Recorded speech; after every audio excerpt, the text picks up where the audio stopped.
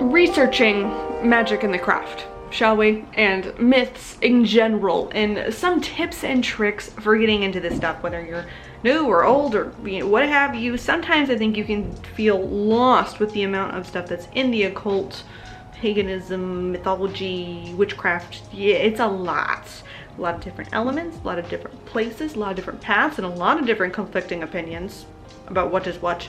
And it can feel overwhelming. It feels like you need a full-on PhD, and even that could just be in one topic about it.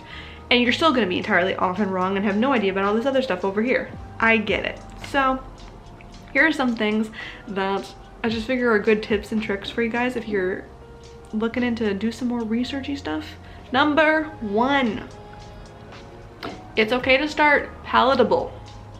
You understand what I mean by this? Like, it's okay if your introduction to a myth was something that is not the classically iconicled, accredited, wondrous, original thing we think is the oldest version of this myth that we have on file. It's okay if it was a reinterpretation of a deity. Was it a video game you played, Marvel characters? Was it some movie, comic, entertainment element thing that drew you to a specific deity and then that gave you more research?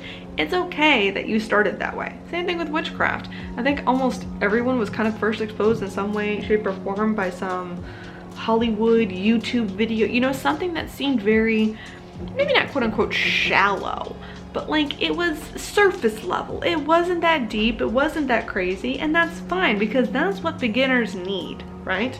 Something easy to digest, understand, palatable. Now, tip number 2, take your palatable thing and look up its sources. See where they got their inspiration. Say maybe you were super interested in witchcraft because you watched the movie The Craft back in the day. Look up, where did they get the idea for the witch shop? Where was some of the beginning concepts from it from? You know, look up, is your favorite thing based on a book, a movie, who started it? Try to see if they do have, like, if it's a book and there's like a bibliography in the back so you have other sources to build off of, then pick up some of those. Go down the list and read some of the sources that your favorite palatable reference used, whether it's another movie, a documentary, what have you. Dive into the sources of the thing that first got you interested in the craft in the first place.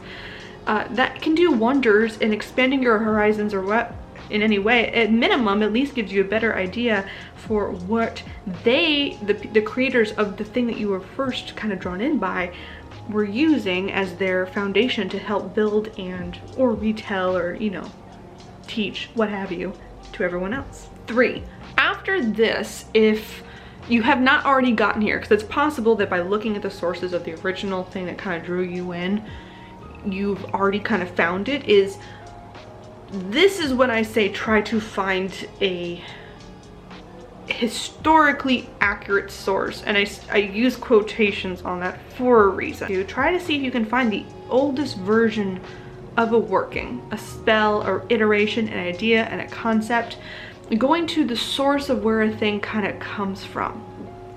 For example, if you're really into tarot and you've been really into one deck and then you looked up where that person got their inspiration from for their deck of cards and eventually leads you to the Rider-Waite Tarot, you know, find out how like that was influenced by the Cabal and by, you know, other religions and secular things coming in and mixing in different interpretations. Find out where the original tarot card deck we think came to be. Find out how is that debated amongst people.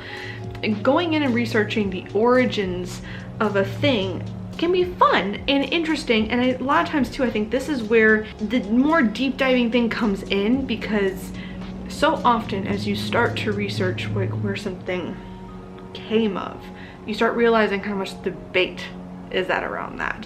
Which then leads me into wonderful point number 4 is, do you have questions? Are other people having questions? Are there conflicting things that you are seeing? Maybe you've realized that like, wait a minute, there are so many retellings of this myth, and in each one, different people are definitely using specific words and characterizing something in a very different way. What was the original? What is the right one, the true one? These questions that you're having, and question not only the first palatable thing you did and the second and the third from their sources and even the origin source, question that and think of what was the context in which these things were reiterated to someone. What is the context of the person telling you how to do a spell? What is the context, you know, what is their background, their biases, their interpretations on certain things? Have as many questions as you can about every little element, because the fact of the matter is there's a lot of times where we don't have 100% solid information on a lot of the occult stuff because so much of it was banned, or it was lost in time or history, or mistranslated multiple times. There is so much deviation with all of this stuff that it is good and healthy to have questions where, as you keep building up what you've read about, what you've researched, what you've done, and you're realizing that not everything is lining up, it's because, yeah, there's a lot of questions about this stuff, and there is not 100% the one right way. And that is extremely important to remember and consider continually as you keep researching and diving in and trying out some stuff. Number 5 is what I will then say to you is, okay, so you've asked a lot of questions, you've poked some stuff apart, you've read and read and read and read all about a specific topic, and, you know, probably journal off to the side, you've watched different people debate about it.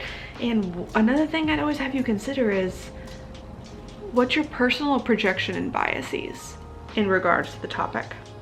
I've been kind of using myths a little heavily in this when it comes to like paganism stuff, but it also can matter a lot whether it's not just you projecting yourself into the myth, but it can also be like, how do you project yourself in your previous lived experience onto a particular spell?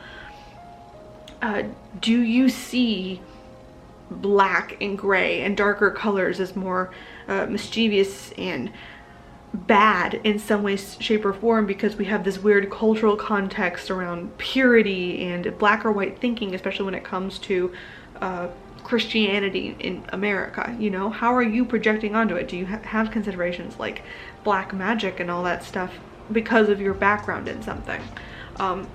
Are you maybe watering something down too much because you realize that you're seeking something that's really affirming and empowering for you, which witchcraft can definitely be, and paganism can be a great way and a great path to you, but are you maybe watering something down because you need it watered down, because the idea of any part of this having some sort of consequence or true like dark shadow work essence level of growth or any of that stuff, you know, makes you uncomfortable because this is supposed to be your safe, comfy space.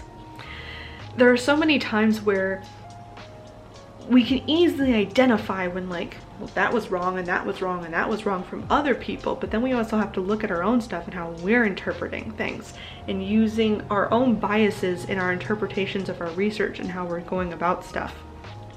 It's really important because if we're questioning everything, we also got to question ourselves. And for number 6, we'll keep this nice wrapped up at that point, is the fact that it never really ends. It's gonna keep going and going and going and going and going because there's, again, like I said at the start of this, so much to the occult, paganism, mystical, witchcraft. You could specialize in a specific thing. You know, you want to really get into herbs and all the magical properties of it. Think of how many, yes, phone. Think of how many plants are out there in the world and all the herbs and their associations and cultural relevance. There are so many layers to that, and that's just one small topic and how it could apply then to so many other things within the craft. It is an ongoing, never-ending process. So you might get through all of my tips here and then, yeah, start again entirely from the beginning on a whole new topic, or add on and create even more. So give yourself a break. It is never ending. You are always forever a student. There's always more to learn. And that's kind of the fun part about it too. There's always a new way to advance your spells, to keep going. The search for knowledge is forever. Feels like everyone and their mother is outside making noises, whatever have you. So anyway, that was the video for today for Youtober. I hope you guys are having a wonderful October, celebrating however you can. Other tips and tricks for researching stuff, add down below. As always, be respectful in the comments and all that. But I will see you guys tomorrow. Bye-bye.